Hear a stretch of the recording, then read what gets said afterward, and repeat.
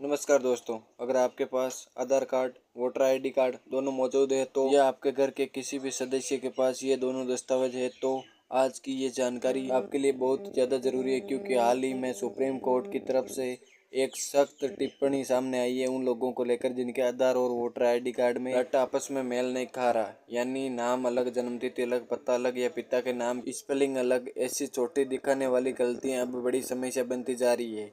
Supreme court ने इस मुद्दे पर सुनवाई के दौरान पाया गया है कि लाखों लोगों के दस्तावेजों में डाटा मिसमैच है और इसी वजह से वेरिफिकेशन की प्रक्रिया अटक रही है।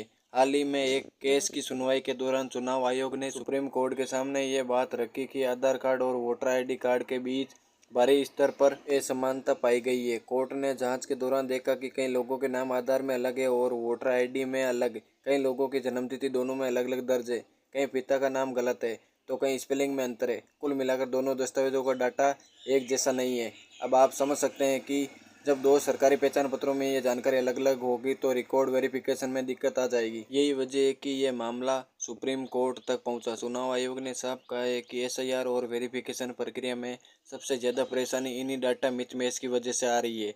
आपको पता ही होगा कि यूपी समेत 12 राज्यों में इस समय एसआईआर वेरिफिकेशन चल रहा है। पहले इसकी आखिरी तारीख 6 फरवरी रखी गई थी, लेकिन डाटा वेरिफिकेशन पूरा न होने की वजह से इसे बढ़ाकर 6 मार्च कर दिया है। और इसका बड़ा कारण यही है कि लाखों रिकॉर्ड में जानकारी मेल नहीं खा रही। खासकर शादीशुदा महिलाओं के मामलों में ज़्यादा गड़बड़ी सामने आ रही है। अब आधार कार्ड बना था तब उनका सरनेम मायके वाला था, शादी के बाद वोटर आईडी में सरनेम बदल गया लेकिन आधार में अपडेट नहीं कराया गया, फिर उल्टा आधार में सुधार करा लिया लेकिन वोटर आईडी में नहीं कराए।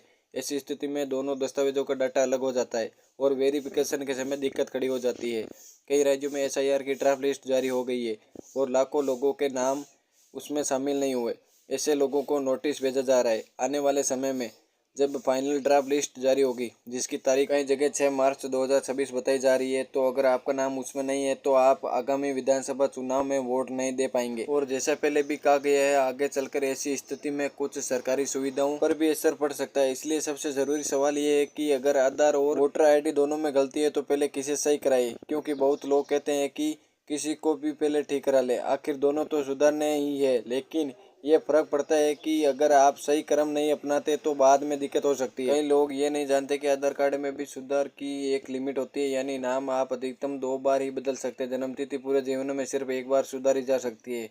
जेंडर भी एक बार ही बदलने की अनुमति होती है, लेकिन एड्रेस, मोबाइल नंबर, ईमेल और फोटो जैसी जानकारी आप कई बार अपडेट कर सकते हैं। इसी वजह से आधार को प्राथमिकता पहचान दस्तावेज माना जाता है। सही तरीका यह है कि सबसे पहले आप अपना आधार कार्ड पूरी तरह सही कराइए, उसमें नाम, जन्मतिथि और बाकी जानकारी ठीक कर ले। उसके बाद उसी अपडेट आधार के आधार पर अपना वोटर आईडी कार्ड सही कराइए, क्योंकि वोटर आईडी कार्ड आधार के अनुसार अपडेट हो सकता है लेकिन आधार को वोटर आईडी के अनुसार अपडेट नहीं किया जा सकता। जैसे मान लीजिए अगर आपका नाम मतदाता सूची से कट चुका है तो घबराने की जरूरत नहीं है। ऐसी स्थिति में आपको फॉर्म नंबर 6 दोबारा भरना होगा। जब एसआईआर की प्रक्रिया पूरी हो जाएगी, आप अपने दस्तावेजों में सुधार करवा लेंगे तो आपका नाम फिर से मतदाता सूची में जुड़ सकता है। उसके बाद आप आने वाले विधानसभा चुनाव में आराम से वोट डाल पाएंगे। अब एक और बड़ी गलती जो बहुत लोग करते हैं वह नाम की स्पेलिंग को हल्के में लेना। छोटी छोटी गलतियां आगे चलकर बड़ी समस्या बन जाती है। उदाहरण के लिए किसी का नाम मोहम्मद है लेकिन आधार कार्ड में एमडी लिख दिया गया और वोटर आईडी में पूरा मोहम्मद लिखा हुआ है, ये भी डाटा मिसमैच माना जाएगा। इसी तरह कोई डॉक्टर है तो कहीं डीआर लिखा है और कहीं पूरा डॉक्टर लिखा है। देखने में ये छोटी बात लगती है लेकिन सरकारी रिकॉर्ड में ये अलग अलग एंट्री मानी जाती है। इसलिए जो नाम आधार कार्ड में वही नाम हूबहू वोटर आईडी में होना चाहिए।